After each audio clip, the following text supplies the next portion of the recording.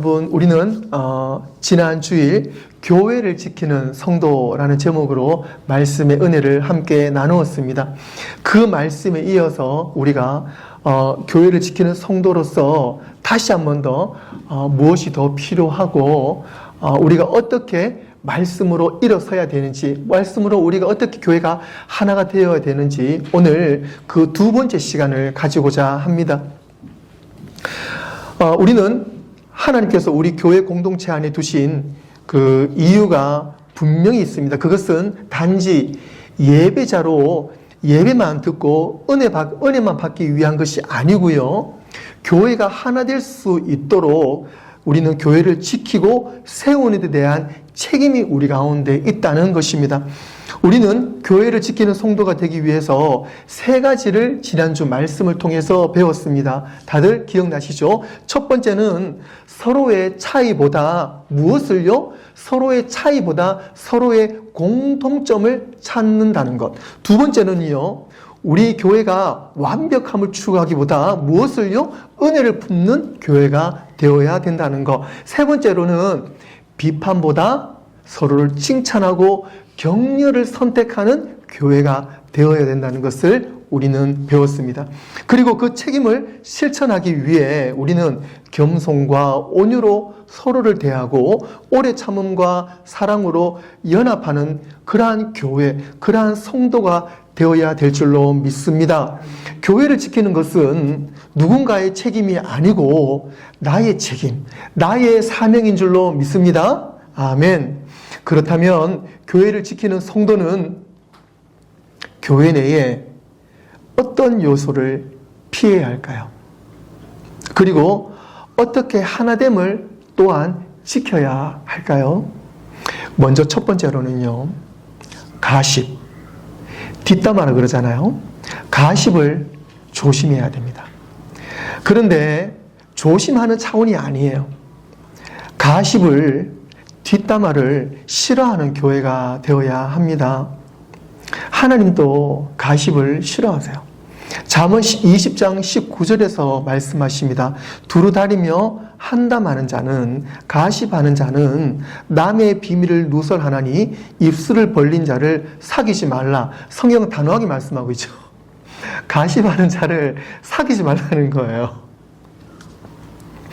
가십이란 무엇입니까? 내가 그 문제의 당사자도 아니면서 또 해결할 수 있는 해결자도 아니면서 그 사람의 이야기를 전하는 거잖아요. 그것을 가십이라 그러잖아요.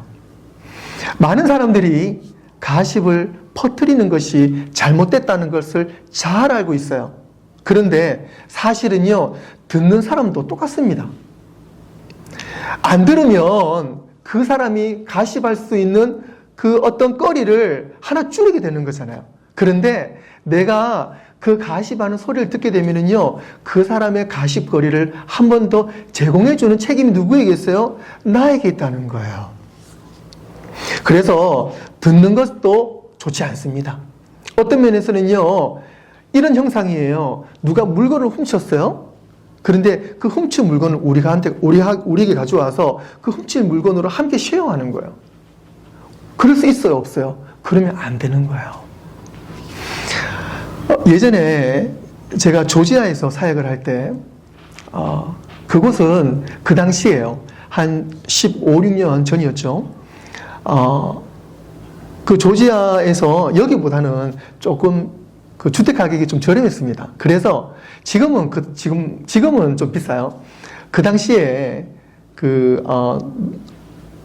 북쪽 그 조지아 그 한인들이 꽤 많이 살았었는데요. 거기에 뭐 둘루스, 수안이라는 지역이 있는데 불포드라는 약간 외곽 지역도 있고요.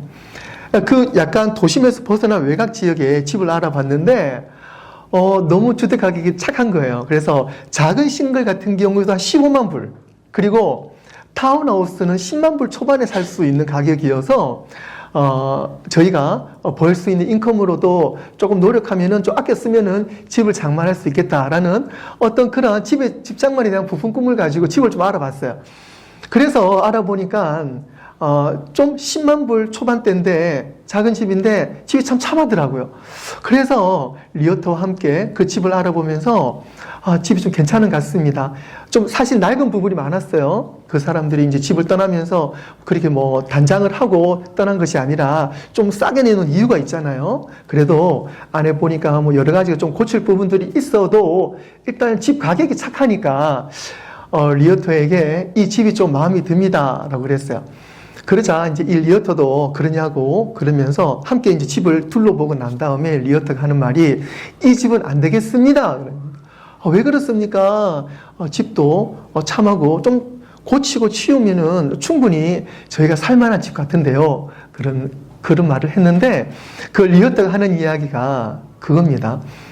이 집을 둘러보니까요. 한번 보십시오. 라는 거예요. 따라와 보십시오. 가보니까 집 모퉁이에요. 1층 모퉁이에 터마이트가 있는 거예요. 예, 집을 갉아먹는 흰개미 터마이트가 있는 거예요. 그래서 이 집은 터마이트가 살기 때문에 이 집을 살 수가 없습니다. 아쉽지만 다른 집 봐야 되겠습니다. 그래서 터마이트를 저희가 눈으로 보는 순간 그 집에 대한 미련이 싹 사라지는 거예요. 제가 왜 이 말씀을 드리냐면 가십도 마찬가지입니다. 이 흰개미처럼 사람의 마음을 갉아먹어요. 그래서 가십은 전하는 자나 듣는 자나 좋지 않습니다. 그래서 잠언 기자는 단호하게 이야기하고 있죠. 입술을 벌린 자를 사귀지 말라. 그러니까 그 터마이트가 있는 집을 들어가면 안 되는 것처럼 아주 사귀지 말라 할 정도로 이 가십이라는 것은 상당히 대인관계, 인간관계도 위험하지만 교회 내에서는 더더욱이 위험하다는 사실입니다. 갈라디아서 5장 14절과 15절에서 말씀하십니다. 오온율법은 내 이웃 사랑하기를 내 자신과 같이 하라 하신 한 말씀에서 이루어졌나니 만일 서로 물고 먹으면 피차 멸망할까 조심하라. 우리가 교회 내에서 해야 될 것은 사랑입니다. 그래서 내 자신과 같이 나를 사랑하는 것처럼 내 이웃을 그리고 형제를 사랑하는 것 당연해요. 사랑해야 되죠. 그런데 그렇지 않고 서로 물고 먹으며 뭐예요? 서로 헐뜯으면 피차 멸망한다고 했습니다. 이 정도로 우리는요 서로를 헐뜯는 것, 가십을 서로의 좋지 않은 것을 옮기는 그것은 상당히 위험합니다. 그리고 잠언 기자는요 26장에서 다시 한번 말하고 있어요. 잠언 26장 20절에 나무가 다하면 불이 꺼지고 말쟁이가 없어지면 다툼이 쉰다 그랬어요. 이것이 방법입니다. 어떤 방법이에요? 나무가 다하면 불이 꺼진다. 불이 타고 있어요. 불이 타고 있는데 거기에 계속 나무를 집어넣으면 그 불이 꺼지지 않습니다. 즉 불이 타고 있을 때에 숯이 있어도요 거기에서는 절대 나무를 끊어야 됩니다. 나무를 던지면 안 돼요. 나무를 던지면 안 돼요. 그 나무를 빼야 됩니다. 여러분들이 그 가십거리의 자리에 있으면 여러분들이 나오셔야 돼요. 함께 있으면 불이 함께 타버려요. 그렇기 때문에 방법은 유일합니다. 그것은 더 이상 불이 타지 않도록 하는 것이 저와 여러분들의 일인 것입니다. 그래서 나무가 닿으면 불이 꺼지듯이 말쟁이가 없어지면 말다툼이 쉰다 그랬어요. 그래서 우리의 사명은 더 이상 말이 번지지 않도록 하는 것이 가십거리가 생기지 않도록 하는 것이 바로 우리의 할 일인 것입니다. 교회나 소그룹 안에서 갈등을 끝내는 가장 빠른 방법은 가십의 불씨가 보이면 그것을 지혜롭게 끄는 것, 그리고 그것이 쉽지 않겠지만 교회를 지키기 위해서 우리가 지혜와 결단을 가지고 겸비해야 되는 것이 바로 우리의 모습입니다. 우리 교회의 할 일입니다. 공동체가 하나 되기 위해서, 교회가 하나 되기 위해서 우리가 해야 될 것, 그것은 바로 가십을 거절하는 용기를 가지는 것입니다. 두 번째로는요, 교회가 하나 되기 위해서는 하나님의 방법으로 갈등을 풀어나가야 됩니다. 어떻게 해요? 누구의 방법으로요? 내 방법으로요? 아니요. 하나님의 방법으로 그 문제를 풀어나가야 돼요. 예수님은 교회 안에 갈등이 있을 때에 분명하고 구체적으로 세 단계를 우리에게 말씀해 주셨어요. 첫 번째 단계는요, 문제가 있으면 당사자와 단 둘이서 가급적이면 빨리 그 문제를 해결하십시오.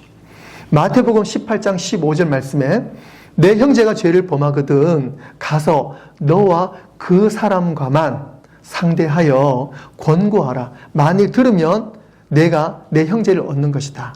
그러니까 좀 우리 서로 간에 문제가 있으면은요, 물론 내가 이 A라는 집사님, A라는 성도님, B라는 성도님 간에 문제가 있어요. 너무 참 이치에 맞지가 않아. 그리고 참 이상해. 너무 화가 나. 그러면은요, 그것을 내가 C라는 집사님, 권사님이 가서 마음을 털어놓고 싶어요.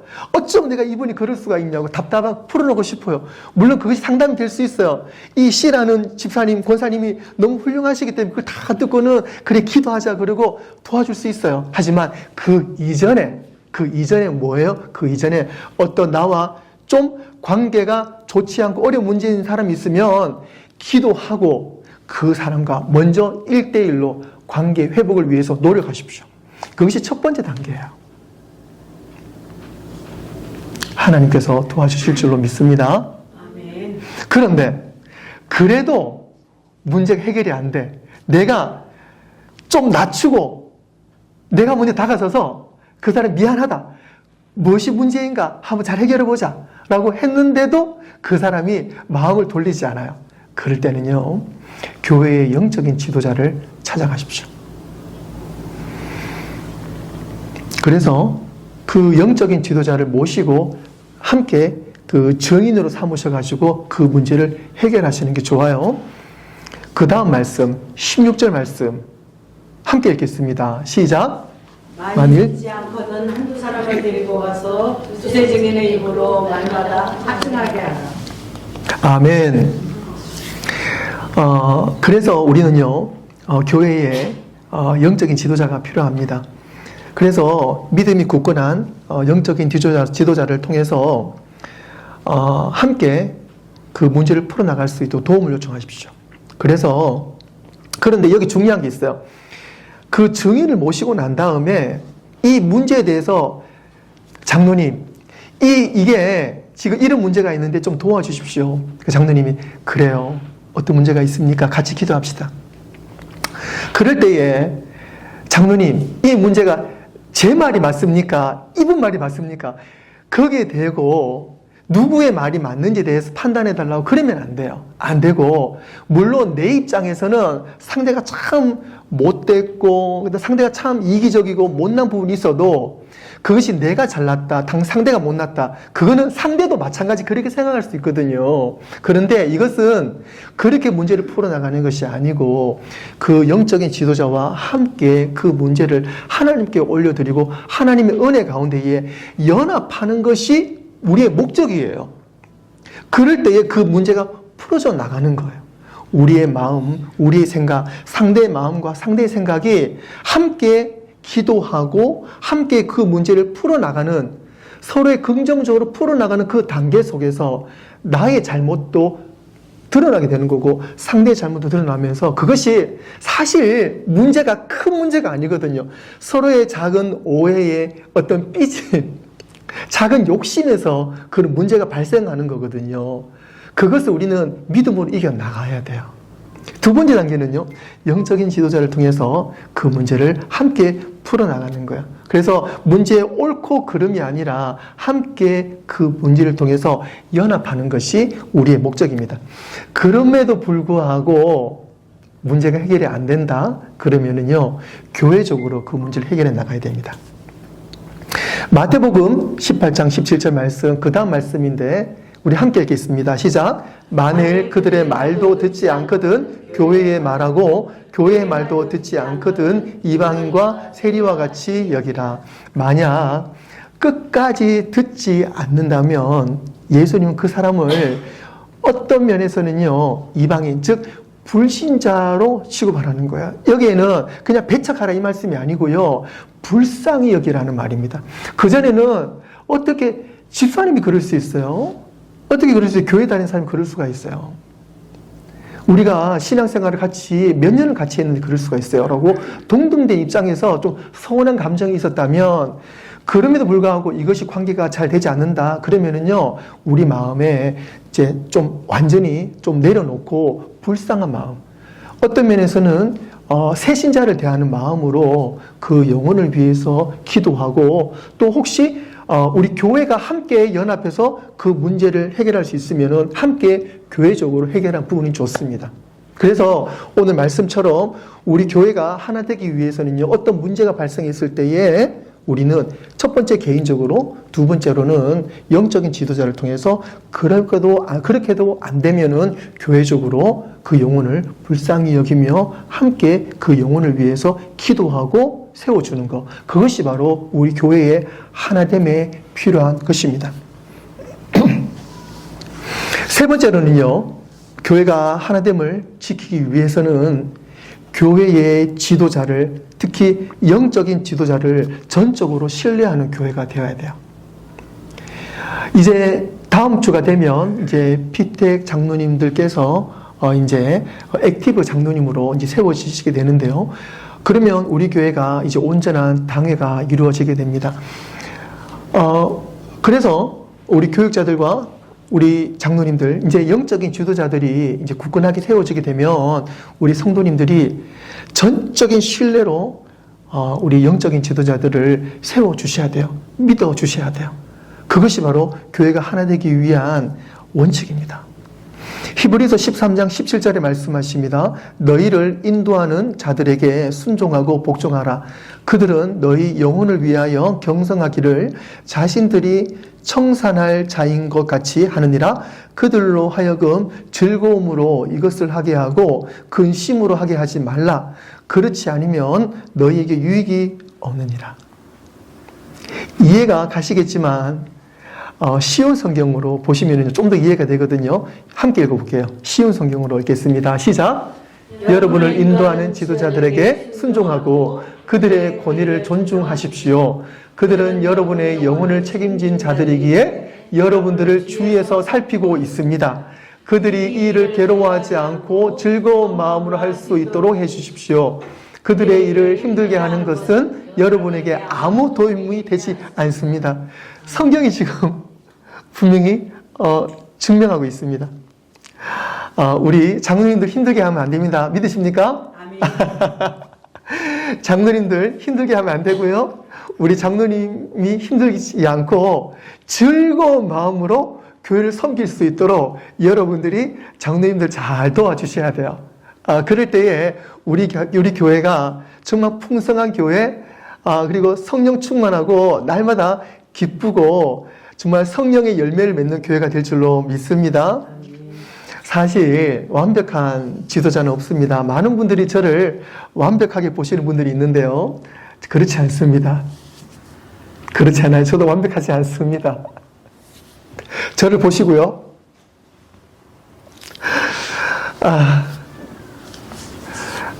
사실 제가 좀 많이 부족하죠. 그리고 다음 주에 세워질 장로님도 사실 완벽하지 않습니다. 하지만 하나님께 세워주실 때는요, 가장 완벽하지 않은 사람을 통해서 하나님께서 은혜를 부어주셔서 하나님께서 일하십니다. 내가 완벽하다고 생각하는 사람들은요, 하나님께서 들어갈 틈이 없어요. 그래서 우리 기도할 때 하나님, 저는 정말 완벽하지 않습니다. 가장 부족한 사람입니다라고 주님 앞에 고백하는 사람에게는 하나님의 성령 충만한 정말 큰 은혜로 여러분들에게 정말 많은 것들을 채워주실 줄로 믿습니다. 아멘. 우리 장로님들이 그렇게 다음 주 세워지게 될 텐데요. 완벽한 지도자가 없는 것처럼 하나님은 교회의 하나됨을 지키고 그리고 성도를 돌볼 책임과 권위를 하나님은 영적인 지도자들에게 허락해 주셨고 맡기셨어요. 목회자와 장로들은 상처받은 성도를 위로하고 갈등을 잘 조정하고 또 미성숙한 성도들을 잘 중재하는 어려운 역할을 담당하고 있습니다. 또 그 역할을 앞으로 더 많이 담당해야 될 거예요. 성경은 교회된 우리에게 지도자들을 어떻게 대하라고 말씀하고 있습니까? 우리가 읽은 히브리서 13장 17절 말씀처럼 그들이 근심하지 않도록 잘 섬기라고 말씀하고 있습니다. 그것이 바로 우리 교회의 유익이 된다고 분명히 말씀하고 있습니다. 목회자와 장로들은 언제나 하나님이 부르시면, 언젠가 하나님이 부르시면 우리는 올라가서 하나님께서 지난 시간들 가운데에 분명히 물으실 거예요. 저에게도 물으시고 우리 장로님에게도 물으실 거예요. 우리 모든 직분자들이 물으실 것입니다.